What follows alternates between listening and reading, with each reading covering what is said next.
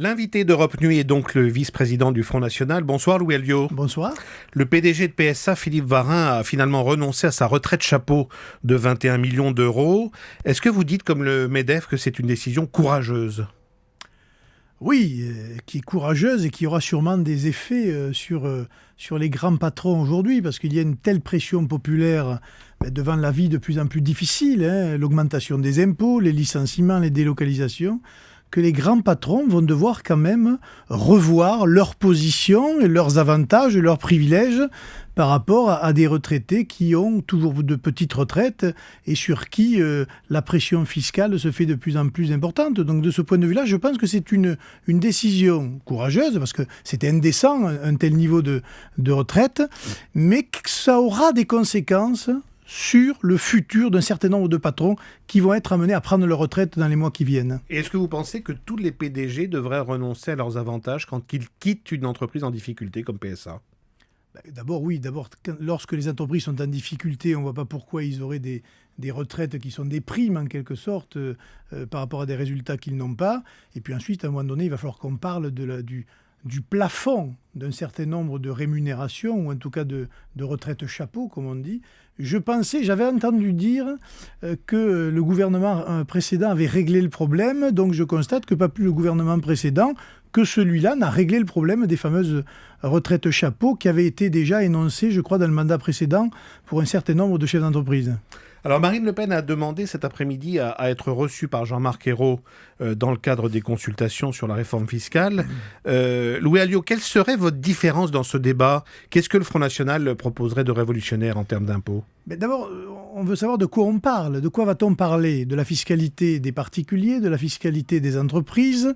Va-t-on parler simplement de l'impôt sur le revenu et de la CSG ? Mais est-ce qu'on va parler aussi de l'impôt sur les sociétés ? On est dans une remise à plat apparemment assez générale. Oui, mais quand on voit d'ailleurs les méandres du droit français en matière de fiscalité, je pense que la mesure la principale, la plus rapide à faire, c'est la simplification. Vous vous souvenez que le président de la République avait parlé de choc de simplification qui n'a pas eu lieu. Au-delà de la fiscalité elle-même, il y a la simplification de la fiscalité. Mais moi, je pense que dans le principe de l'imposition et du consentement à l'impôt, il y a deux principes, l'égalité et la progressivité de l'impôt. Et là, je pense qu'il y a une grande réflexion à mener. Le journal Le Monde, daté de demain, a soumis votre programme économique à 3 experts, 3 professeurs, et l'un d'entre eux dit que la sortie de l'euro et les mesures protectionnistes que vous préconisez conduiraient à un appauvrissement durable de la France, comparable, dit-il, à celui qu'a connu l'Argentine de l'après-guerre. Oui, mais il est le seul à le dire, parce que des collègues à lui disent l'inverse. On prend des professeurs comme Jacques Sapir, Bruno Le Maire, notre Bruno Le Maire à nous, qui est un professeur d'économie, ou Jean-Richard Schulzer, qui est un autre professeur d'économie, ne disent pas du tout la même chose. Donc je pense que ces experts que le Monde a contactés sont sûrement des gens très intelligents. Mais s'ils étaient aussi intelligents et efficaces que cela, est-ce que vous pensez que la France serait dans l'état où elle se trouve aujourd'hui ? Donc qu'ils nous prouvent qu'ils ont été efficaces déjà dans le système économique actuel, et peut-être on le regardera avec d'autres yeux pour l'avenir. Mais moi je pense que notre programme, il est à la fois efficace, il est assez modéré et il tient compte, je pense, de l'état de la France aujourd'hui, mais surtout de l'avenir de la mondialisation et de la France dans cette mondialisation de demain. Vous savez que le PS tient ce soir un meeting contre le racisme à la Mutualité. On en a eu d'ailleurs quelques échos dans le journal. Vous n'auriez pas aimé y aller, vous aussi, Louis Alliot ? Oui, parce que c'était... Pour dire non au racisme avec les autres ? C'était le meeting contre les extrémismes. Effectivement, le Parti socialiste va donc se mobiliser contre lui-même. Parce qu'effectivement, je considère que le Parti socialiste aujourd'hui est dans une dérive extrémiste de la parole, de la menace, de la manière dont il stigmatise un parti politique qui est au moins à 25%. Mais je le dis alors là, en toute franchise devant votre micro, oui, nous sommes évidemment et nous considérons que le racisme n'a pas lieu d'être, mais il va falloir prendre le racisme avec un grand R, c'est-à-dire prendre tous les faits qui concernent les actes que l'on peut voir, mais le racisme anti-français, anti-blanc, anti-chrétien, en rappelant les chiffres, 3,5 millions de crimes et délits en France, 1500 actes ou menaces racistes, c'est-à-dire 0,04% de la totalité des actes sont racistes. J'ai vu d'ailleurs qu'il y avait un éditorialiste d'Europe 1 cet après-midi disant que la franchise, c'est-à-dire la publicité faite autour du racisme par M. Harlem Désir, lui avait rapporté, parce qu'il a fini par être un grand bourgeois du Parti socialiste, à la fois premier secrétaire parce qu'il était l'ancien président de SOS Racisme. C'est aussi un fonds de commerce, l'antiracisme. Pour vous, Louis Alliot, est-ce qu'il y a un racisme de moins en moins déguisé dans la France d'aujourd'hui? Non, je ne le crois pas. Il y a des racismes, il y en a toujours eu et vous en aurez toujours. Et ce racisme, il s'exerce à tous les niveaux de la société et dans toutes les communautés qui peuplent la France aujourd'hui. Il faut évidemment le limiter, il faut évidemment lutter contre lui, mais la France n'est pas raciste et je pense que le peuple français ne l'est pas non plus. Et stigmatiser, encore une fois, mettre en accusation un peuple comme ça et un pays, je pense que ce n'est pas très bon pour la santé démocratique de ce pays. Dans 4 mois, les élections municipales, tous les états-majors font leur compte, s'y préparent. Louis Alliot, quel est l'objectif précis du Front National en nombre de villes à gagner?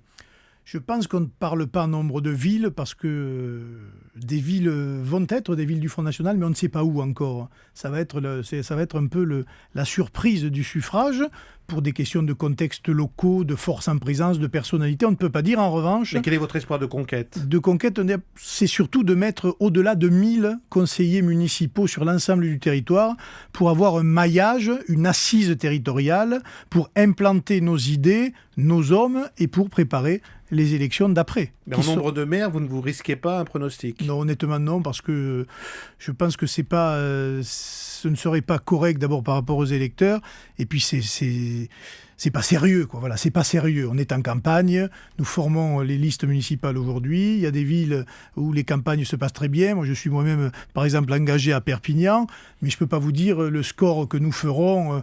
Hénin-Beaumont est la ville emblématique, et puis tous nos cadres sont aussi dans cette campagne électorale, mais je ne veux pas me risquer, moi, à vous dire un nombre de villes.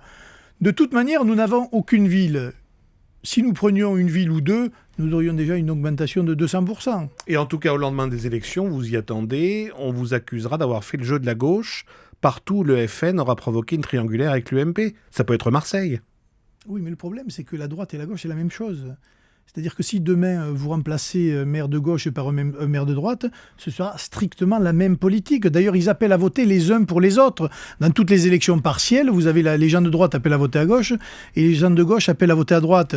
Et aujourd'hui, nous sommes dans une tripolarisation de la vie politique. Le Front National est une force autonome. Les gens qui votent Front National au premier tour, ils revotent Front National au deuxième tour parce qu'ils ne veulent pas voter pour la droite ou pour la gauche. Et s'il n'y avait pas de candidat du Front National, ils ne voteraient ni pour les uns ni pour les autres. Louis Alliot, dernier mot. Vous connaissez Marine Le Pen mieux que personne, puisque c'est votre compagne. Est-ce que vous sentez en elle l'envie de jouer les premiers rôles? Un rôle de Premier ministre plus tard, ou peut-être davantage? Non, je crois qu'elle est animée vraiment par la volonté de changer la politique française. Et je pense que le rôle qu'elle entend jouer pour l'avenir, c'est le premier rôle, c'est-à-dire celui de première présidente de la République française. Donc vous me dites oui, vous avez commencé par me dire non. Oui, elle en a envie. Non, vous avez dit Premier ministre. Si c'est pour plus. Non, c'est président de la République. Ah d'accord, c'est président. Je n'imagine pas Marine Le Pen Premier ministre ou ministre d'un gouvernement qui serait celui d'une droite, je ne sais pas, libérale, telle qu'elle est européiste, telle que la représente aujourd'hui M. Copé, M. Fillon ou même M. Sarkozy. Objectif l'Élysée. Exactement. Merci Louis Alliot d'être venu dans Europe Nuit.